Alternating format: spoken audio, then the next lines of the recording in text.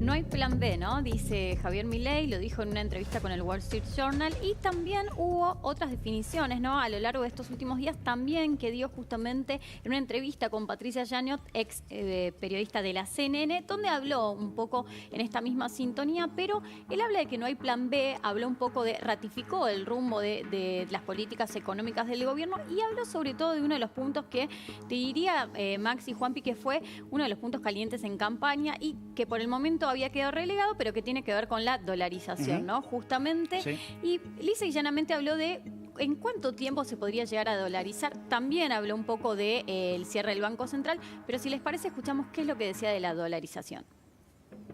Plan B. No hay plan B. No hay plan B para hacer las cosas bien. ¿Haces las cosas bien o las haces bien? Porque si el plan B es empezar a hacerlas más o menos o negociar, esa es la historia de Argentina. Así estamos.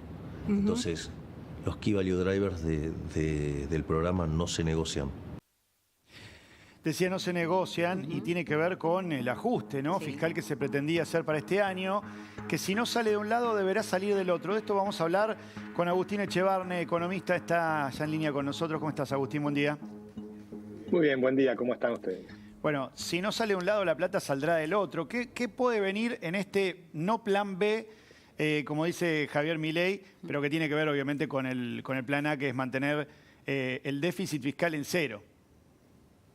Bueno, lo que ocurrió ahora es que sacó el paquete fiscal de la ley Ómnibus, o la ley Bases, y lo cual a mí me gusta, porque en realidad lo que había en ese paquete era aumento de impuestos. Y yo creo que la Argentina tiene un exceso enorme de impuestos. Y entonces lo que queda, si no puedes subir los impuestos y tenés que bajar el déficit a cero, es bajar el gasto. Y en este caso, bajar el gasto tiene que ser algo acompañado por las provincias y por los municipios. Porque si uno mira los últimos 20 años, lo que vos tenés es que el empleo público, por ejemplo, pasó de 2 millones de empleados a 3,5 millones, y si le sumás a los que son monotributistas y demás que trabajan para el Estado, está cerca de los 4 millones. Es decir, se duplicó la cantidad de gente. Pero la mayor parte de esa gente está en las provincias y los municipios. Entonces no es posible que solamente el gobierno federal haga el ajuste, sino que tiene que ser algo más orgánico de todo el país. Es decir, Argentina no lo saca adelante una sola persona. Lo sacamos adelante entre todos. Claramente, Agustín, el presidente va a tocar los giros que le hace a las provincias. Esto obviamente va a ir en detrimento de esas cajas.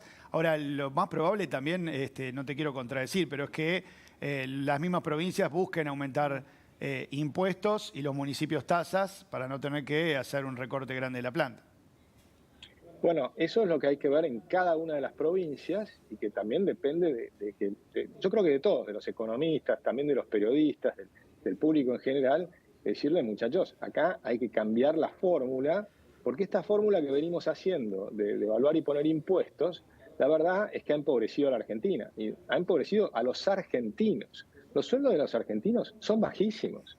Vos comparás los sueldos de los argentinos contra los del resto del mundo y no podés creer. Y además con insumos caros, porque ese es el gran problema, porque si tuvieran todo lo demás barato, pero hay precios que superan a los de Estados Unidos o Europa. En algunos casos sí, en muchos casos los precios son más baratos que los europeos o los americanos, en lo que es la comida y muchas cosas. Pero lo cierto es que los sueldos son bajísimos. Y eso para mí es el centro del problema que hay que comprender. Y la fórmula para destruir los sueldos es la inflación. Yo creo que está bien encaminado el presidente Milei cuando dice vamos a eliminar la inflación cueste lo que cueste. Y para eliminar la inflación tenés que eliminar el déficit. Entonces creo que eso está claro en un país que obviamente no puede emitir deuda porque los precios de nuestros bonos, aún con toda la suba que han tenido, están en el orden de los 40 centavos. Sí. Entonces vos no puedes emitir bonos cuando tus bonos valen 40 centavos. Y por lo tanto, lo único que te queda es bajar el gasto público, porque además tenemos los impuestos más altos del mundo. Estamos solo detrás de la isla de Comoros. Entonces, la única real solución de la Argentina es achicar el gasto público. Y esto lo tienen que hacer también las provincias y los municipios. Entonces yo la verdad es que estoy contento con lo que pasó en el Congreso.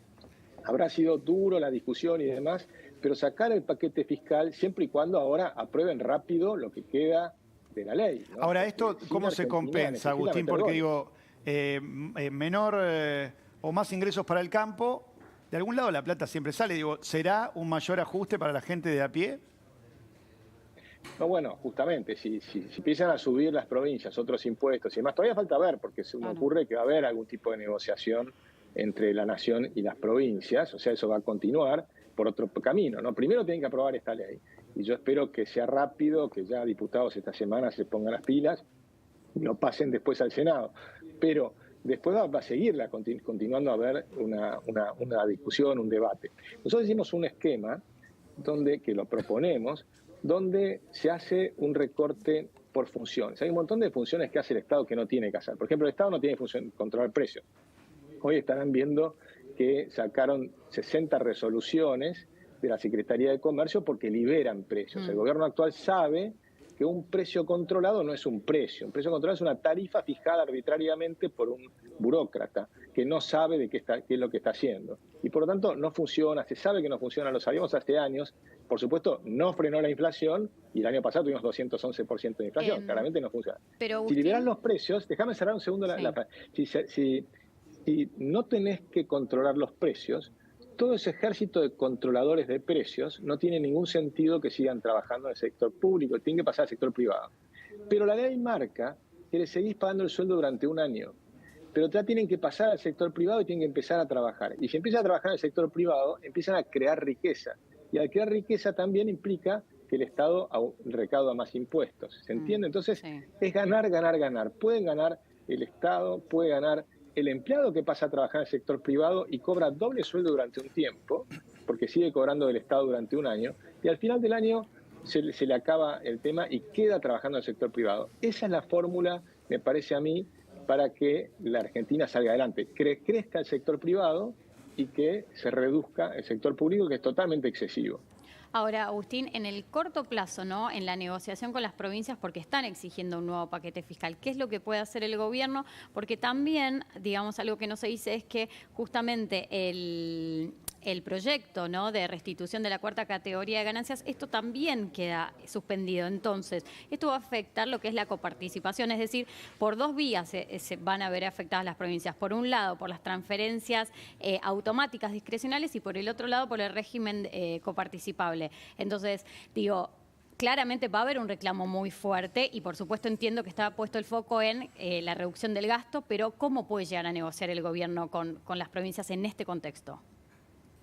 Bueno, yo no lo sé qué es lo que van a ofrecer, pero claramente hay que reconocer algo.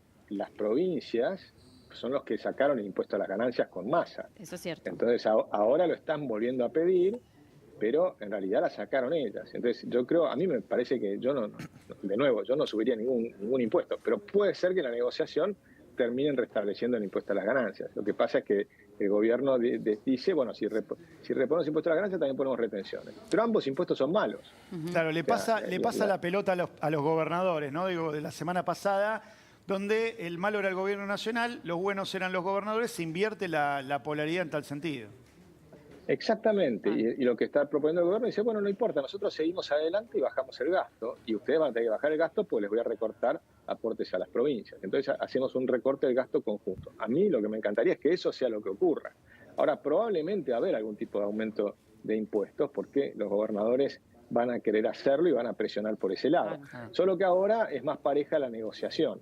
Claro, por eso me parece que está bien. Lleven ustedes adelante ganancias si quieren, y si tocan obviamente impuestos provinciales, será responsabilidad exclusiva de las provincias.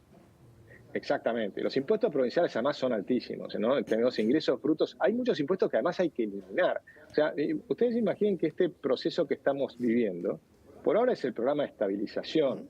Ahora, la parte que vas a tener de crecimiento es toda la desregulación. Y la desregulación es crecimiento y es aumento del empleo. Ayer mismo un amigo mío que es importador me decía, si se eliminan todas estas cuestiones de la ley laboral, yo ya puedo contratar nuevos empleados. Si me permiten este tema de poder contratar monotributistas, yo ya contrataría 2 o 3 más. Es una pyme, ¿no? Es una pequeña empresa. Pero hay 600.000 pequeñas empresas.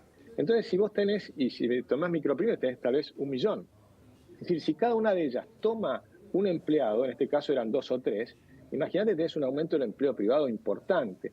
Bueno, eso es lo que tenemos que lograr, que haya una sensación de mayor acuerdo en el Congreso. Por eso es muy importante que salga esta ley, que no se sienta que está el gobierno solo, o sea, que está el Ejecutivo solo, sino que realmente los argentinos queremos el cambio. Sacó 56% de los votos y el Congreso termina apoyando. Si eso ocurre, va a haber un shock de confianza, que ahora está menguando, porque hay una sensación de con el paro, por más que fue un fracaso, ¿no? Y con esto que las demoras en esta situación tan álgida que tiene Argentina, porque recordemos, estamos al borde de la hiperinflación, es muy importante que el Congreso apoye y saquen la ley. Veremos mañana qué sucede allí en el Congreso.